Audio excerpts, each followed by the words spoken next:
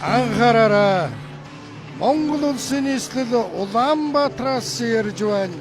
Удам сайхан Монголдо уйдахын завгүй хэмэрлэг улаан цагаан цэнхрүүдийг шимтэн таардаг.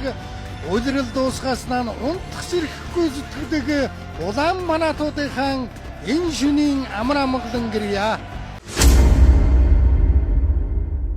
За хай хөл бөмбөгийн шимтэн үзэгч та бүхэндээ энэхүү өдрийн мэндийг хүргэе. Энэхүү бичлэгээрээ 2026 оны дэлхийн аваргын сүүл болсон 7 хоног болох 6 сарын 11-ээс 6 сарын 18-ны хооронд болсон нийт 24 тоглолтын хооронд бүх багууд нэг тоглосон байгаа. Энэхүү тоглолтуудын топ 10 тоглолтын томьёог хүргье.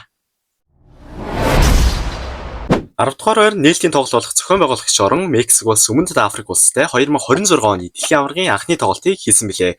Монголын цагаар 6 сарын 12-ны шөнийн 3 цагт болж өнгөрсөн Мексик улсын Мехико хотын цэнгэлт хүрээлэнд нийт 87,000 гаруй үзэгчдийн судалтай тоглолт болсон.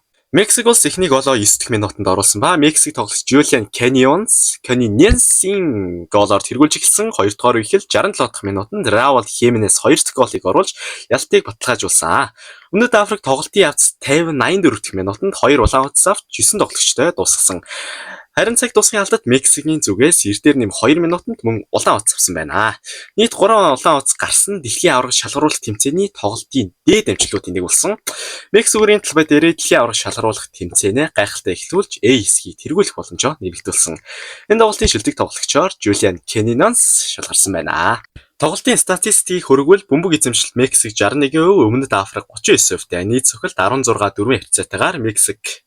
Хаалга онсон цохилт болохоор 5-2 харьцаатайгаар Мексик улс ил давуу давмгаалсан байна.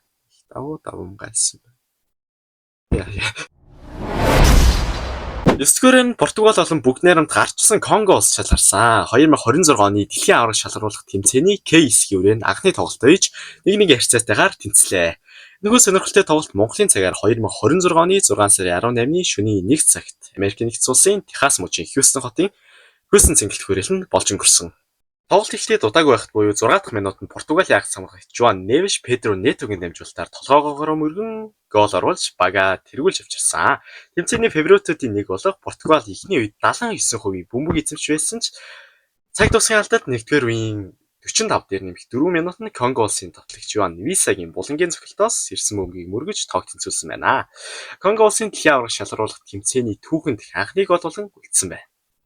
Португалийн суперод Криштиано Роналдо энэ тоглолтод нэг л итгэвгүй өөрийн үндсэн чадвараа харуулж чадсангүй 2 дугаар үеэс Жав Кансело унаж татаж цогцолтоор гол хийсэн ч офсайд гэж цуцлагдсан байгаа. Нөгөө талаас Конгогийн ахмад тоглогч Цедрик Бакумбагийн цонголт алганы шоонож 2 баг аюултай давталгаас солилцсоор тэмцээгээр өндөрлсөн. 1974 оноос хойш 52 жилийн дараа дэлхийн аварга шалгаруулах тэмцээнд оролцож буй Конгогийн шигшээ баг Португалийн эсрэг анх удаага дүүх он авч чадсан. Португалийн хувьд ялангуяа Роналдогийн хувьд дэлхийн аварга шалгаруулах тэмцээн бол гараагаа хүндхий эхэлж байна. Тоглолтын статистик бөмбөг эзэмшил Португал 75%, Конго 25%-тай. Нийт цохилт Португал 9, Конго 8. Хаалга онсон цохилт Португал 3, Конго 2 цохилттойгоор тэнцвэрхэн үзсэн байна. 8 дугаар ойр нь Бразилийн эсрэг Морокко дэлхийн аваргын С хэсгийн хамгийн сонирхолтой тоглолтод 5 удаагийн дэлхийн аварга Бразил улс Африкийн хүчрэг Морокко улстай тоглож 1-1 харьцаатайгаар тэнцлээ. Монголын цагаар 6 сарын 14-ний өглөөний 6 цагт эхэлж Америк нэгдсэн улсын Нью-Жерси мужийн East Rutherford хотын Нью-Йорк, Нью-Жерси цэнгэлт хүрээлэнд явагдсан байна. Тоглолтын 1-р үед Морокко улс тактикийн хувьд илүү давмгаалж багийн тоглоход 21 дахь минутанд үр дүнгээгүй. Бразилийн хамгаалалт Lucas Paqueta бөмбөг алдсны дараа Brahim Diaz алсын дамжуулалт хаяж үүнийг хагас хамгаалагч Wilson Sabira авч хаалгач Alisson Becker-ийн дээгүүр шадварлыг дагуулсан цохиж Морокког тэргүүлсэн байна. Төд хөдөлгөө Бразилийн суперод Vinicius Junior 32 дахь минутанд Bruno Guimaraes-ийн дамжуулалтаар хувийн ур чадвараа гарган гоёмсог гол оруулж тооны харьцааг тэнцвүүллээ. 2 дугаар үед Бразилийн баг довтлогоо өвчтэй болгохыг оролцсон ч Мороккогийн хаалгач Ясин Бонуа нарт нягт тоглож аюултай цогцолтуудыг хааж чадсан энэхүү тоглолт 1-1 харьцаатайгаар өндөрлөө. Энэхүү тэмцээгээр Бразил улс 1934 оноос хойш дэлхийн аварга шалгаруулах тэмцээний нээлтийн тоглолтод ялагдаагүй гэсэн түүхэн амжилтаа үргэлжлүүллээ. Тоглолтын статистик бөмбөг эзэмшил Бразил 54, Морокко 46%. Нийт цохилт 14-12 харьцаатайгаар Морокко. Хаалга онсон цохилт 5-4 харьцаатайгаар Бразил улс тус тоглосон байна. 7 дугаар байранд Испани эсрэг анх удаа оролцож буй Капо Верде улс дэлхийн аваргын H хэсгийн эхний шатны хамгийн дүүлэнтэй тоглолтод Европоос нэгээр ирэмтлэгдсэн хүчрхэг Испани улс дэлхийн аварга шалгаруулах тэмцээнд түүхэндээ анх удаага дебют ээж буй Капо Верде улс тулч тэг-тэгэн харьцаартайгаар тэнцэн хамгийн том шүүгэнийг тарьсан байна. Монголын цагаар 6 сарын 16-ны 12 цагт эхэлж Америк нэгдсэн улсын Жоржиа мужийн Атланта хотын Атланта цэнгэлт хүрээлэнд явагдсан байна. Тоглолтын 1-р үеэс эхлэн Испаничууд бөмбөгийг бүрэн хяналттай авч өрсөлдөгчийн хамгаалтыг сэтэлхийг оролдож байлаа. Ферен Торрес, Микел Орисабол нар аюултай цогцлуудыг гүйцэтгэсэн ч дэлхийн аварга шалгаруулах тэмцээнд түүхэнд 3 удаа 3-т хамгийн цөөн улстай Капо Вердегийн залуус маш нэгт хамгаалж ялангуяа Капо Вердегийн 40 настай ахмад хаалгагч Бокасиньо эхний үед Испани товтлогчийн аюултай цогцлуудыг гайхалтай хааж бага аварсаар байлаа. 2 дугаар үед дасгалжуулагч Люис Делла Фунте довтлоход хүчтэй болохын тулд бэртлээс эргэн ирж буй залуу суперод Ламин Ямал 71 дэх минутанд сэлгээгээр талбайд гаргасан.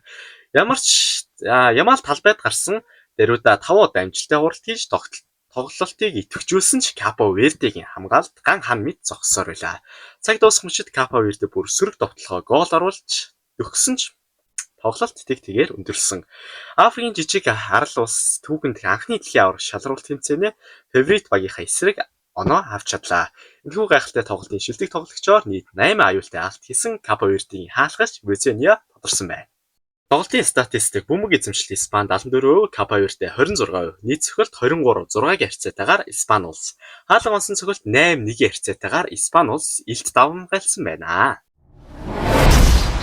6 дугаар байранд Шведийн эсрэг Туниси улс дэлхийн аваргын F хэсгийн 8 жил тасалдсны эцэст дэлхийн аварга шалгаруулах тэмцээндээ эргэн ирсэн Швед улс Африкийн хүчрэг Туниси улсыг 5-1-ийн харьцаатайгаар бүтнээрлээ.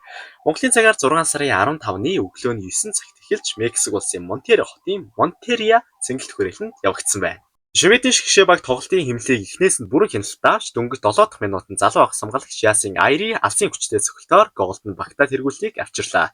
Улмаар 30 дахь минутанд тоглогч Александр Исаак тооны харьцааг 2-1 болгон холдууллаа. Тунисчууд 1-р үе дуусгын алдаад 43 дахь минутанд Омар Реки мөргөн хариуцлага гол оруулснаар эхний үе 2-1-ийн харьцаатайгаар өндөрлөлөө. 2 дугаар Шведийн баг өрсөлдөгчөд халбай дээр хол хаяж эхэллээ. Тоглолтын 59 дахь минутанд Виктор Декевериш Туниси хамгаалтыг алдаа гიშгэлэн багийнхаа 3 дахь голыг оруулсан.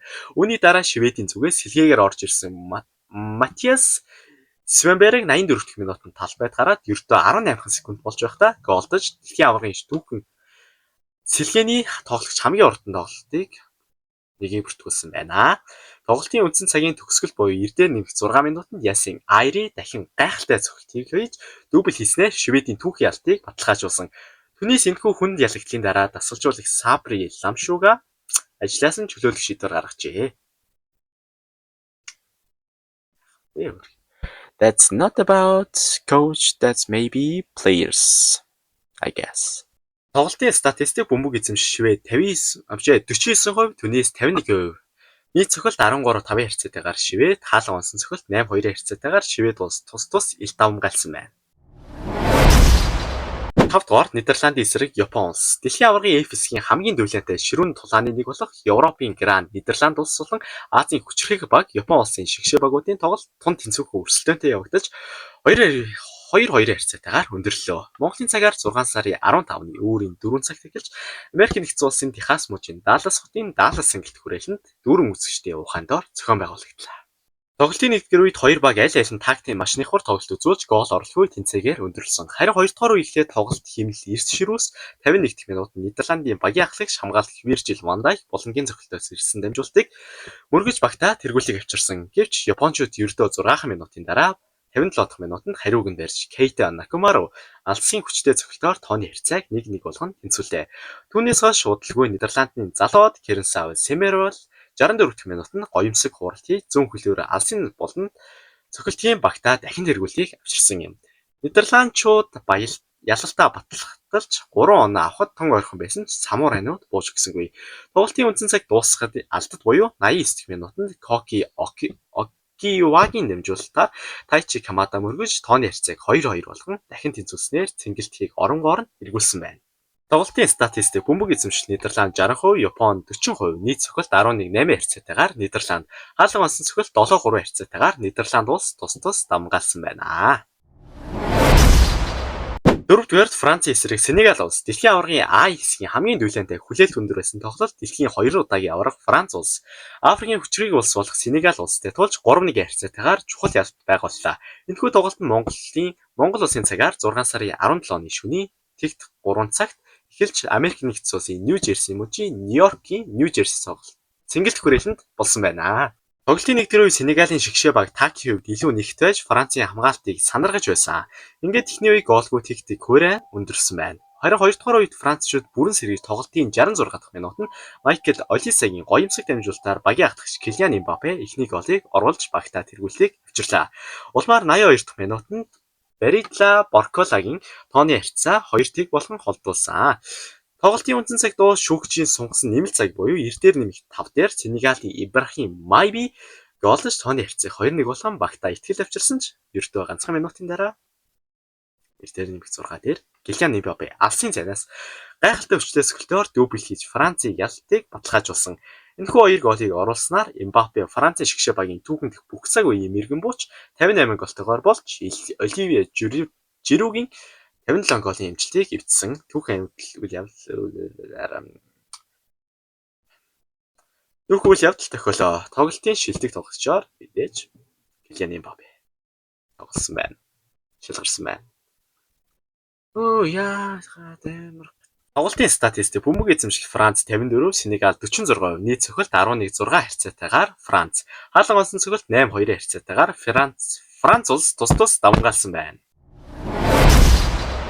3 дугаарт Англи эсрэг Хорват улс 2026 оны дэлхийн аварга шалгаруулах тэмцээний групп Э-ийн хамгийн дүүлэнтэй сонирхолтой тоглолтуудын нэг болох Англи болон Хорватын шигшээ багуудын тулаан өрнөж Английн шигшээ баг 4-2 харьцаатайгаар ялт байгууллаа.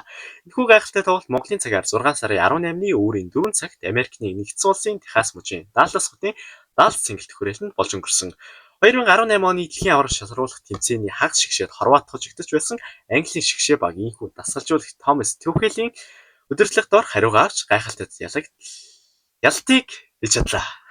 Тоглолтын эхний хагас тун тэнцвүүхэн ширүүн өрнөсөн бөгөөд Английн баг агшлагч Харри Кейн 12 дахь минут торгуулийн цохилтоор тооны харьцааг нээсэн.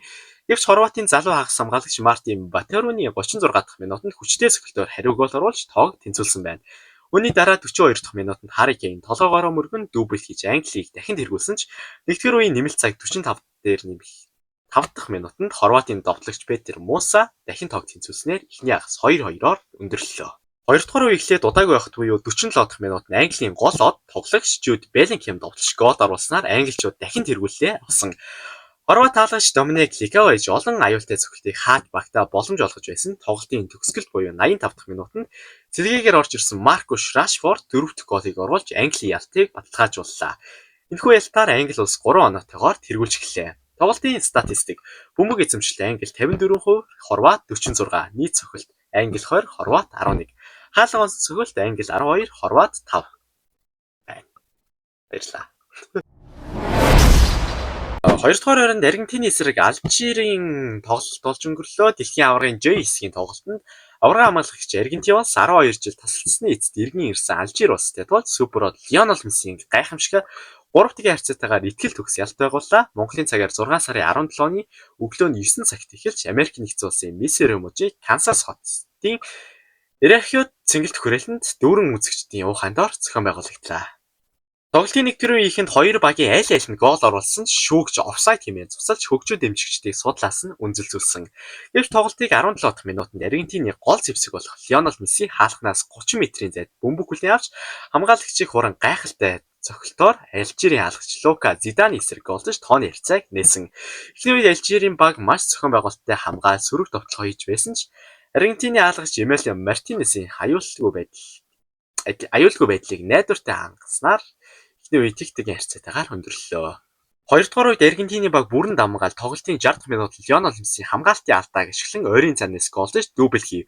Улмаар 76 дахь минутад Николас Консалезийн оновчтой дамжуулалтаар Месси хаалганы доод ууланд гоёмсог цохилт хийснээр түүхэн хэтрикээ бүрдүүллээ. Месси дэлхийн аварга шалгаруулалт тэмцээнд түүхэнд 16 дахь гол оруулснаар Германы алдарч Мирослав Клоузегийн бүх цаг үеийн дээд дамжуулалтад тэнцвүүлж дэлхийн 6 аваргад тоглосон анхны тоглогч болон түүхийг шинчиллээ. Эхний тоглолтын шилжчихээр яалчгүй 3 гол хийж буюу хэтрик хийсэн Лионел Месси шалгарсан байна. Тоглолтын статистик бөмбөг эзэмшил Аргентин 47, Алжир 53. Алжир бөмбөг хадгалтаар илүү байсан ч товтлогоо үр дүнгүй байсан. Нийт цогцолт 9-6-гийн харьцаатайгаар Аргентин хаалга онсон цогцолт 6-0. Аргентин улс илт давуу ялсан байна. Сүүлийн 7 хоногийн хамгийн шилдэг тоглолтоор нэрлэгдэж буй Герман болон Крюсавын дэлхийн аваргын E хэсгийн эхний тоглолтод 4 удаагийн дэлхийн аварга Герман улс тэмцээний дебют хийж буй Крюсав улстай тул 7-1 харьцаатайгаар дүүлэнтэйгээр бүтнээрлээ. Монгол улсын цагаар 6 сарын 15-ны өдрийн 1 цагт эхэлж Америк нэгдсэн улсын Техас мужийн Хьюстон хотын NRG цэнгэлт хүрээлэнд явагдсан байна. Германы шигшээ баг тоглолтыг гайхалтай эхлүү 6 дахь минутанд хагас хамгаалж Феликс Невечогийн голоор тэргүүлж эхэлсэн гэвч Крюсав амархан бууж өгсөнгүй. Тоглолтын 21 дахь минутанд Ивана Кемесагийн хариу гол оруулж Крюсавын дүүхэнд их дэлхийн аварга шалгаруулалт тэмцээний анхны голыг бүртгэн тооны харьцааг тэнцвүүл шууган тарьлаа. Үүний дараа германчууд тоглолтын эмнэлгийг бүрэн гартаавч 38 дахь минутанд Никола Шитервак мөргөж нэгдүгээр үеийн нэмэлт цаг 45 дээр нэмэх 5 минутанд Кай Хаверс торгуулийн цогцолтоос голдон эхний үеийг 3-1 харьцаатайгаар дуусгалаа. 2 дугаар үеийн дөрөвдөө 69 секунд болж байхад буюу 47 дахь минутанд Ямиэл Мусиала багийнхаа 4 дахь голыг оруулсан. Тоглолтын 68 дахь минутанд залуу хамгаалалт Нэтелиа Браун голдож 78 дахь минутанд сэлгээгээр орж ирсэн Даниэл Унцав 6 дахь голыг бүртгүүлсэн. Цаг өндөрлөгийн алд буюу 88 дахь минутанд Кай Хаверс дахин голдож дубль хийснээр Германы баг алдарт 2014 оны дэлхийн аварга шалгаруулалт тэмцээний хагас шигшээд Барселыг хожиж байсан. 7-1 харьцаа гэсэн түүх харьцааг давтлаа. Тэгвэл ялтыг Герман баг хэсэгтээ итгэл төгс тэргүүлж эхэллээ. Тоглолтын статистик бөмбөг эзэмшил Герман 65, Крюсав 35, нийт цогцолт 26, 7-гийн харьцаатайгаар Герман улс хаалга онсон цогцолт 11, 2-ийн харьцаатайгаар Герман улс тус дамгаалсан байна. За бүтнийг тойргийн дараах нийт 12 групп улс болгоны хэсгээсээ гарах магадлалыг шинжилсэн хэлбэрийг хүргье. Групп A Мексик 62%, Өмнөд Солонгос 35, Чех 4, Өмнөд Африк 1-ээс бага хувьтай. B групп Швейцар 48, Канада 35, Босни Херцеговин 16, Катар 3. Групп C Бразил 59, Марокко 31, Шотланд 12, Хайти 1-ээс бага хувьтай. Групп D 70, Америк 70, Австрали 21, Турк 8, Парагвай 2%. Групп E Герман 73, Зааны Ясын Эрэг 21, Эквадор 6, Крюсав 1-ээс бага хувьтай. Групп F Нидерланд 44, Швед 29, Япон 28, Тунис 1-ээс бага хувьтай. Групп G Бельги 64, Египт 26, Иран 8, Шинэ Зеланд 3%. Групп H Испани 73, Уругвай 21, Капо Верде 3, Сауди Араб 3% байна. Групп I Франц 76, Норвеги 22, Сенегал 2, Ирак 1-ээс бага хувьтай. Групп G Аргентин 85%, Австри 14, Алжир 1, Йордан 1-ээс бага хувьтай байна. Групп K Колумб 49, Португал 45, Конго 6, Узбекистан 1-ээс бага хувьтай. Групп L Англи 91, Ган 6, Хорват 2, Панам 1-ээс бага хувьтай. Нэг тойргийн дараах байдлаас харахад хүч тэнцвээ үүсэж байгаа групп бол групп B харагдаж байгаа. Учир нь дөрвөлийн 1-1 харьцаатайгаар тэнцсэн байна.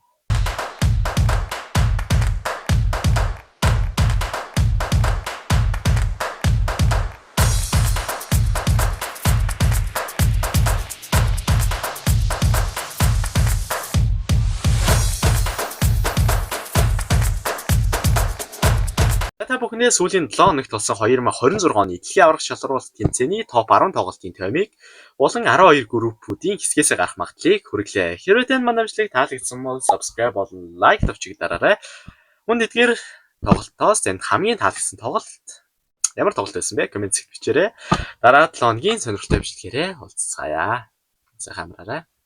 Bye bye.